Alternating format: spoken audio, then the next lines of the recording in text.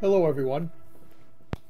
On this issue of my Silver Age graded comic videos, I'm going to be looking at 3 of my earlier Spider-Man books.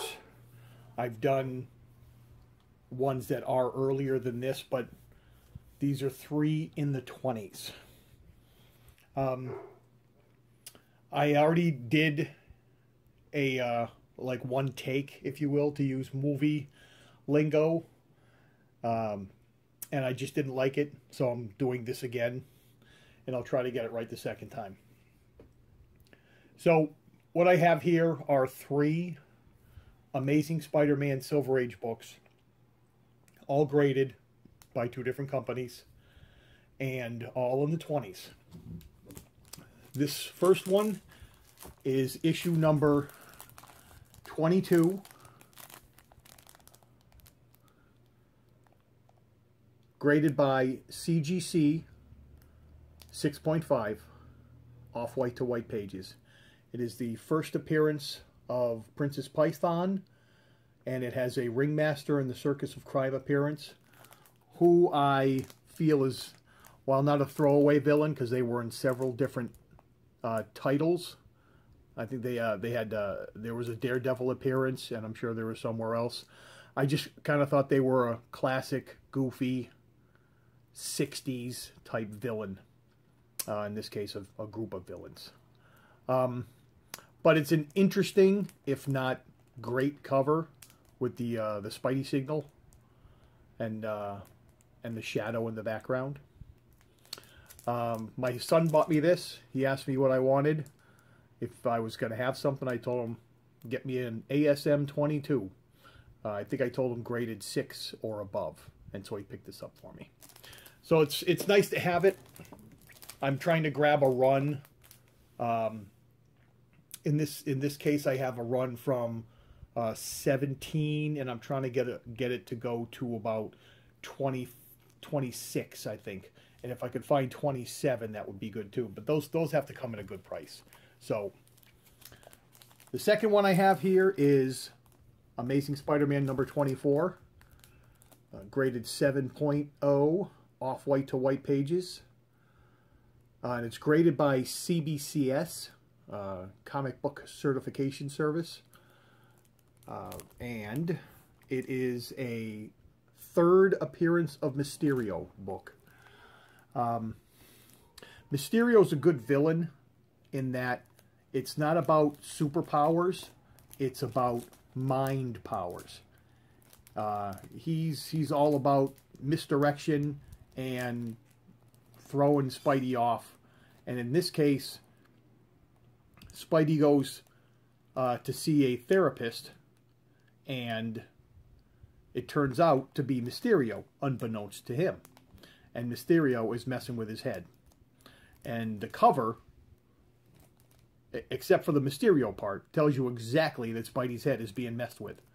And there's a lot going on here without it being a too busy cover. This cover has grown on me a lot when I look at it. And that's just the different things you can see. I mean, first of all, the room is upside down.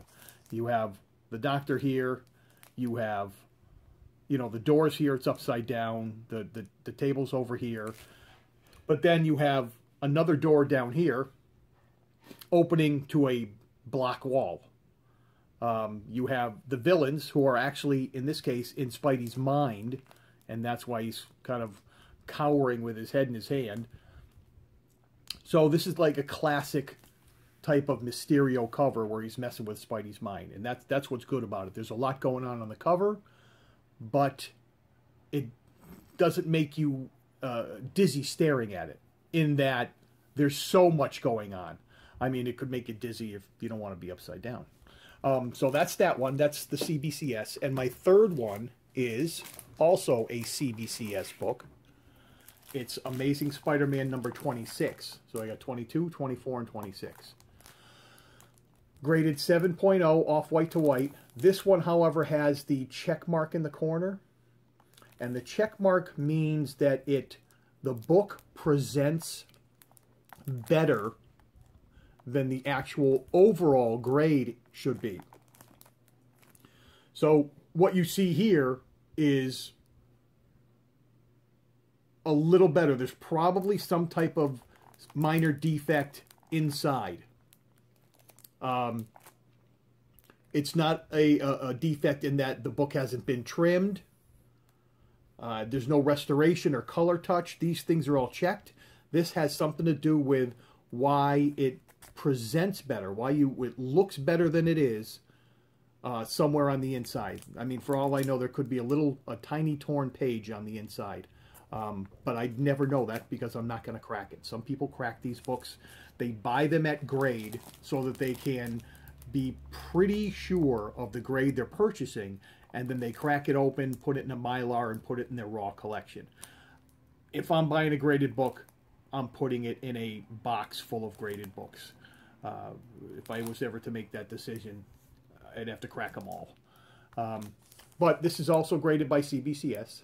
It is the first appearance of the Crime Master, not a major villain by any means. And it's also the first appearance of Patch. Patch is one of the incarnations of Frederick Foswell, who was the big man in earlier issues of Spider-Man. I believe he first showed up in issue 10. Frederick Foswell is an employee of the Daily Bugle run by J. Jonah Jameson.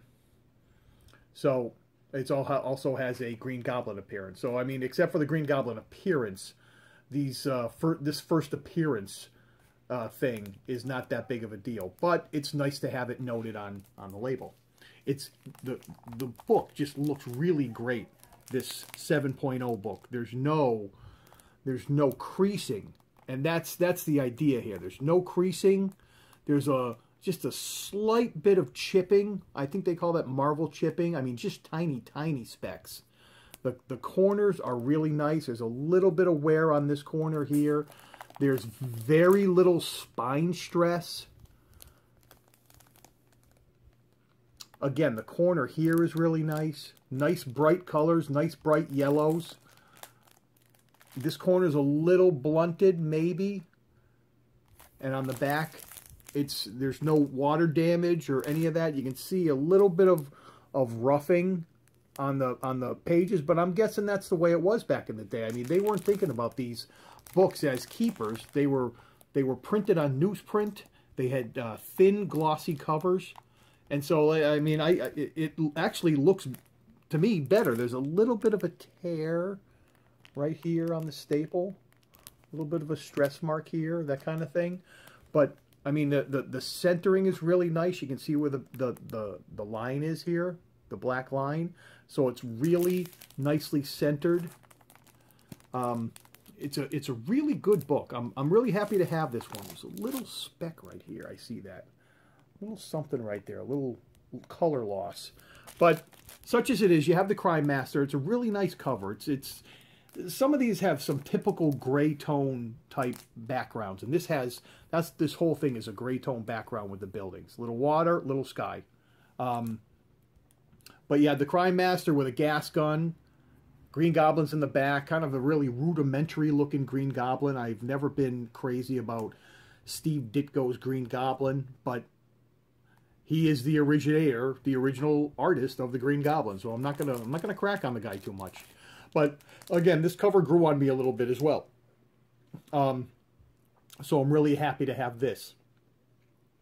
By the time this video gets published on YouTube, I will have come back from my my Vegas trip for the National Star Trek show.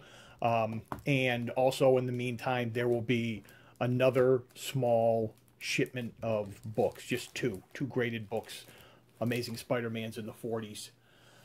And so I'll be putting out another video shortly after that. But such as this particular one is, I got 3 Amazing Spider-Mans in the 20s. I got 22, 24, 26. All good grades, 657070. No cream to off-white pages, nothing of that. There's all off-white to white. And that's the way I like it. So thank you for watching. I hope you see the other videos I make. I will see you soon, and have a good day.